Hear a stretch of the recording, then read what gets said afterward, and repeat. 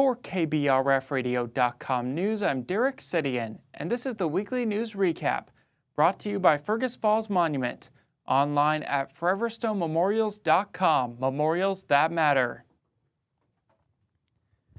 On Monday night, the Fergus Falls City Council voted to revoke Stella's Restaurant and Bar's liquor license.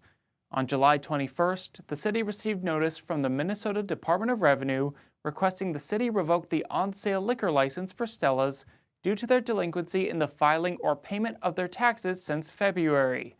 At the City Council meeting on Monday night, City Administrator Andrew Bremseth clarified that if the city revokes the license, it could be reobtained as soon as the delinquent taxes are paid. But if the city didn't revoke it, the state indicated that it would revoke the license, at which point the business would be unable to get the license back for a period of a few years after the taxes were paid. Stella's Fergus Falls location opened in August of last year. According to the Department of Revenue, the Battle Lake location has been delinquent on its taxes since September.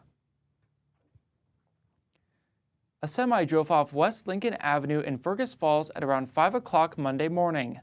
Police say from their initial investigation, the vehicle was heading west near the American Inn when the driver appears to have had a medical incident and drove into the median.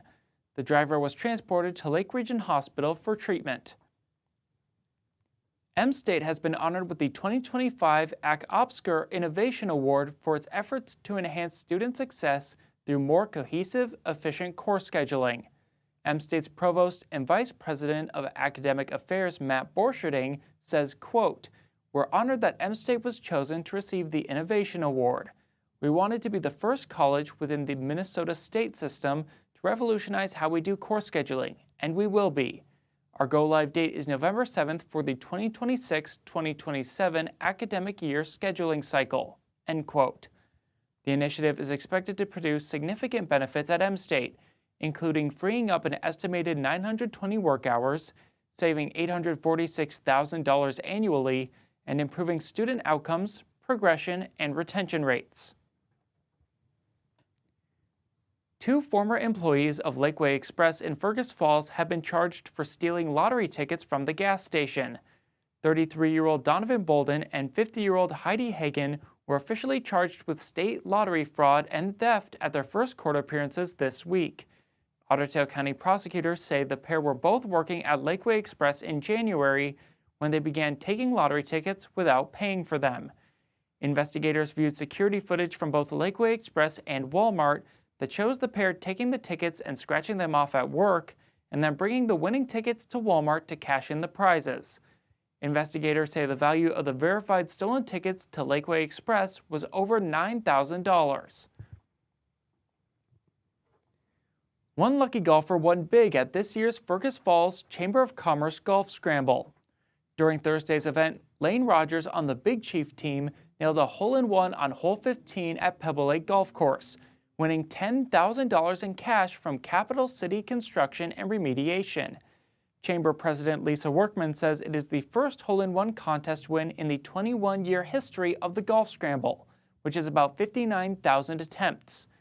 American Federal Bank Team 2, comprised of Chad Landman, Cameron Rittenauer, Thomas Bozel, and Jason Drouillard, won first place in the Golf Scramble. American Federal Bank Team 1 took second place, and Quality Toyota's team won third in a 7-hole tiebreaker. The weather conditions made Thursday a perfect afternoon for golfing and playing the various games that businesses set up around the course. Senator Jordan Rasmussen announced on Wednesday that the Minnesota Public Facilities Authority has approved over $5.5 million in funding for critical water infrastructure improvements in the city of Underwood.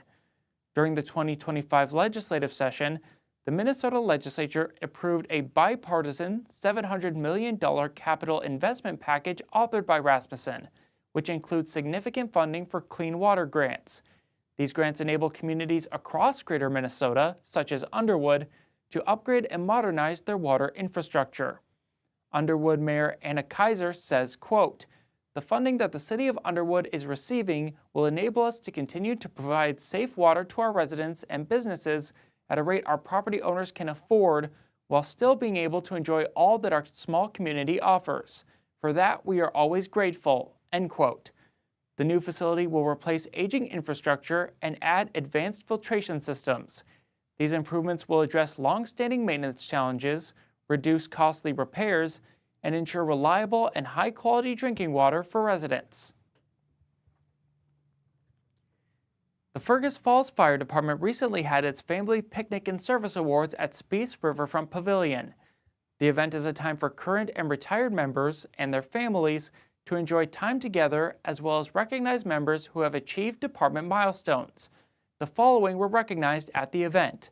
For 20 years of service, driver-operator Matt Beskey and driver-operator Bill Gronwald. For 10 years of service, Division Chief Dan Lipson, driver-operator Wes Drake, driver-operator James Comastakes, and Lieutenant Ryan Johnson. For 100% attendance at trainings and quarterly meetings, Captain Chad Nelson and Division Chief Chris Herrig. And for retirement with 10 years of service, Ryan Schroeder.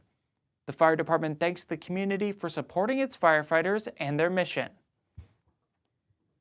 This has been the Weekly News Recap, brought to you by Fergus Falls Monument, online at foreverstonememorials.com, memorials that matter. Starting September 5th, the Weekly News Recap will no longer be live and will instead be uploaded at 5 o'clock every Friday afternoon on kbrfradio.com and the Fergus Now app. For kbrfradio.com news, I'm Derek Sidian. Get more news at kbrfradio.com. Sign up for email news sent right to your inbox, delivered by Cooper's office.